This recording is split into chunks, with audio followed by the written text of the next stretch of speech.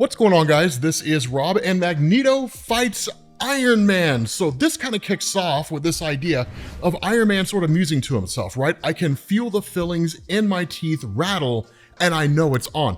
And then even Magneto makes this comment to himself, right? He's like, this one's arrogant and reckless, even for a human. But in my experience, he's no fool, because obviously Magneto knows who Iron Man is. And he says, surely he would not dare attack me of all mutants in a simple suit of iron. If he has, this will be a very short battle indeed. So the first question to ask here is, why are Magneto and Iron Man fighting in the first place? Well, it's the week of Christmas, and we're doing some pretty interesting videos that are relatively simple. And this comes out of Avengers versus X-Men. The long and short of that story is that basically there was a mutant named Hope Summers, the first mutant born after the events of House of M. And she basically represented the return of the mutant population. That in and of itself is not a bad thing. She was going to become the host of the Phoenix Force, which is terrifying because the last time that happened, we got the Dark Phoenix saga. So the Avengers went to the X-Men and said, give us hope. The X-Men said, no, she's one of us, and a fight broke out between them.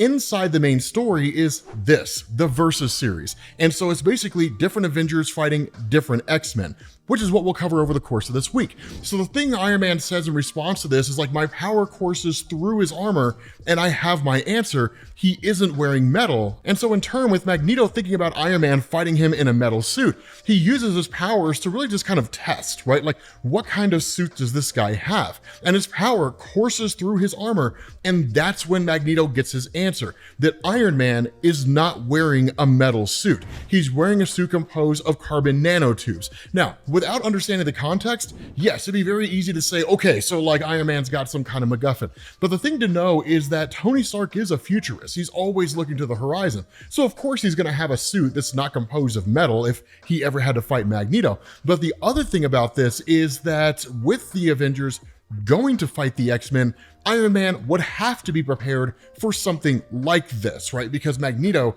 is a long-standing member of the mutant community. And so that's literally where he's just like, I'm sorry, if you thought this fight would be over by now, then we must not have met. And he's like, my name's Tony Stark. You may know me from such things as routinely using my amazing intellect and unparalleled resourcefulness to save the entire world. And that's where the fight breaks out, because Iron Man, to a degree, underestimates Magneto. Yes, he's able to overcome Magneto's ability to control metal because he's not wearing a metal suit, and he even fires his repulsor blast. But that's when Magneto literally just kind of says, so your armor isn't metal, oh dear, however shall I possibly defend myself? It's like a scene out of X-Men the Animated Series. If you guys remember that, when the Sentinels attacked Magneto on the tanker and he uses powers on him, and they're like, this version of Sentinel is not made from metal, it's made from like hard polymer, plastics, things like that. And Magneto's like, we're on a metal tanker.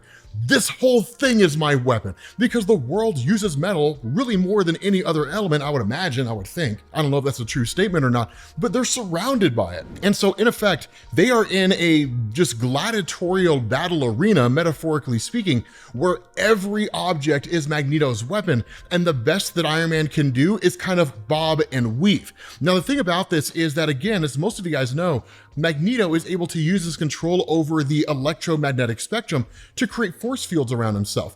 And it's one of the first things that Iron Man realizes, is that his repulsor rays cannot get through this force field. He doesn't really vocalize it. In fact, he will here in a second.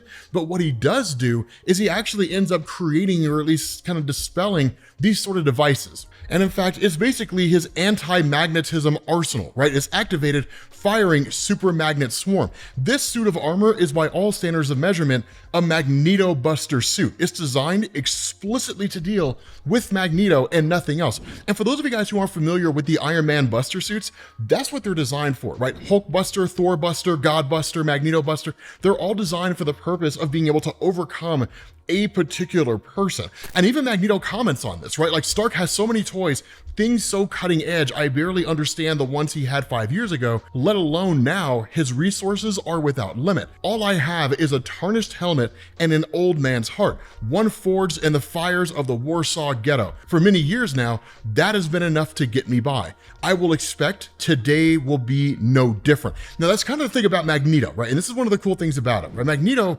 really kind of just roots himself himself in the struggles of the past. And that is enough to help him overcome a variety of different adversaries out there in the world. But as you guys will see towards the end of this, the fight is not going to go the way you think it will. And in fact, I don't think any of you guys are going to guess right in terms of how it ends. But Magneto kind of comments to himself, right? I count 2 million neodymium high-grade magnets. These must have cost you quite a pretty penny. And the thing about Iron Man using his repulsor rays and even using this is it's a way to kind of shut down Magneto's ability to manipulate the electromagnetic spectrum within this immediate vicinity. But there's only so many, and seemingly the way they work is they have to be in relatively close proximity in order to operate in any real effective way. So it's not as though he can just kind of space them 50 feet apart and create just this gigantic field that nullifies the powers of Magneto. It would be cool if he did, but seemingly he hasn't been able to do that. Now, whether or not Magneto is able to overcome these magnets isn't explicitly made clear. Contextually, it seems to be the case, but if the purpose behind these really are to shut down his powers, they're not necessarily working.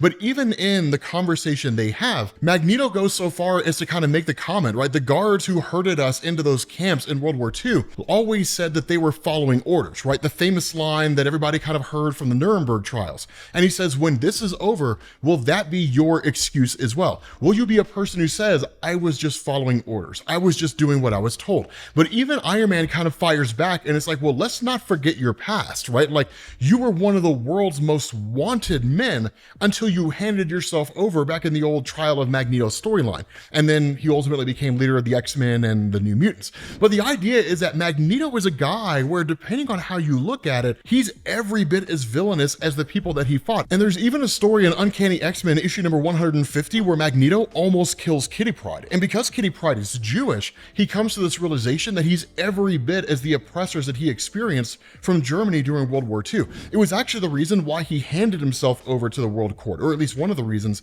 because it was him kind of repenting for his ways. But at the end of the day, Iron Man does kind of clap back with that whole point. But Magneto, much like people on Reddit, just kind of dismisses the point and then focuses on what he wants to focus on. And so what he realizes here is he says, my plan number 1A proved a smashing success. Assuming my goal was to leave him brimming with well-deserved confidence, what say we skip ahead to plan 1-8 OZ.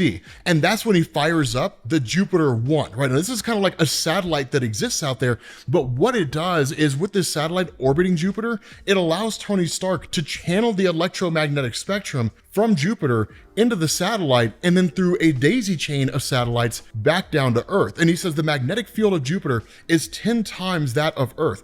I should know, I've spent some nights there. What can I say? Some ladies have kinky requests because, you know, it's Iron Man. But he says, all it takes are a few well-placed satellites to siphon off some of that energy and send it my way. And then suddenly there's a whole new master of magnetism in town. And he's able to basically enhance his own repulsor rays and then do some damage and blow through Magneto's force fields. So it's not really him manipulating magnetism, it's really him just blasting through Magneto's shields. But in Magneto realizing this, even he himself bolsters up his own abilities. And in fact, he literally just kind of grabs pieces of what's around him and then fashions it into a more durable suit of armor. One that can go toe-to-toe directly with Tony Stark's Iron Man suit. And this is a really, really cool adaptation because now we're basically dealing with, you know, Magneto's Iron Man Buster armor, if we want to call it that. But it's pretty solid because as these guys are going back and forth and as they're fighting one another,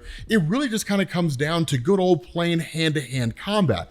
And by most all standards of measurement, Magneto's more capable than Tony Stark when it comes to fist fighting, right? Just one guy against another. This is not to say that Magneto is like some prodigious fighter. He's pretty capable. And in fact, he can use his control over magnetism to boost his own abilities and allow him to go toe-to-toe with people that he wouldn't necessarily go toe-to-toe with. But the kicker about all this is, in a moment, Magneto's distracted, and that's what gives Iron Man the upper hand. Now, this distraction comes in the form of Magneto's realization the Phoenix Force is much closer than they think it is, and that he literally tells Iron Man, you have to go find the Scarlet Witch, go find my daughter. She's the only one that'll be able to stave off the power of really Hope Summers with the power of the Phoenix. Because there's one thing to keep in mind, while we won't really cover Hope Summers over the course of this week, one thing I do want to mention, she was a mutant that had the the ability to duplicate the powers of anybody around her with no upper limit and to hold an infinite number of powers.